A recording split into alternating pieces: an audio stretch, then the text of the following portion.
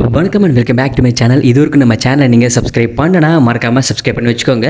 So நாம் இந்த வீடியோவில் இதை பற்றி பேச போகிறோம்னா, ரீசெண்டாக நம்ம ஷாண்டா அதாவது சந்தானத்துடைய டிடி நெக்ஸ்ட் லெவல் படத்துடைய ரிலீஸ் பண்ணியிருக்காங்க. ஸோ அந்த படத்துடைய ரிவ்யூ தான் இந்த வீடியோவில் டீட்டெயிலாக பார்க்க போகிறோம். ஸோ இது வந்து ஆல்ரெடி டிடி ரிட்டர்ன்ஸுடைய சீக்வல் தான் இது. ஸோ இது வந்து டிடியில் 4th பார்ட்டு சொல்லலாம். ஏன்னா திலுக் 1, 2 இப்போ டிடி அதுக்கு முன்னாடி டிடி ரிட்டர்ன்ஸ்னு 4 படங்கள் இந்த வரிசையில் எடுத்தப்பட்டிருக்கு. ஸோ சந்தானத்து படங்கள்லேயே இந்த சீரிஸ் மட்டும் தான் நல்ல ஒரு ஹிட்டை கொடுக்கும். ஆல்ரெடி இந்த 3 பார்ட்ஸ் வந்து செக்கப்போட்டு பிடிச்ச பாக்ஸ் ஆஃபீஸில் இந்த படத்துக்கு வந்து ஒரு மிக்ஸ்டு டாக் தான் வந்திருக்கு. ஸோ அதனால் இந்த படம் வந்து பாக்ஸ் ஆஃபீஸில் எந்த அளவுக்கு சக்ஸஸ் ஆகும்னு தெரியல. ஆனால் படமாக பார்க்கும்போது எனக்கு வந்து இந்த படம் வந்து சூப்பராக இருந்துச்சு. காமெடி நல்லா ஒர்க் அவுட் ஆகிடுச்சு. படத்தோட கதை என்னென்னா, நம்ம ஹீரோ வந்து மூவி ரிவ்யூவராக இருக்கார். ஒரு மூவி எடுத்து அது வந்து படத்தை நிறைய பேர் வந்து விமர்சனம் பண்ணி அந்த படம் வந்து ரொம்ப மோசமான வந்ததுனால சகோதரர் வந்து இறந்துடுறாரு.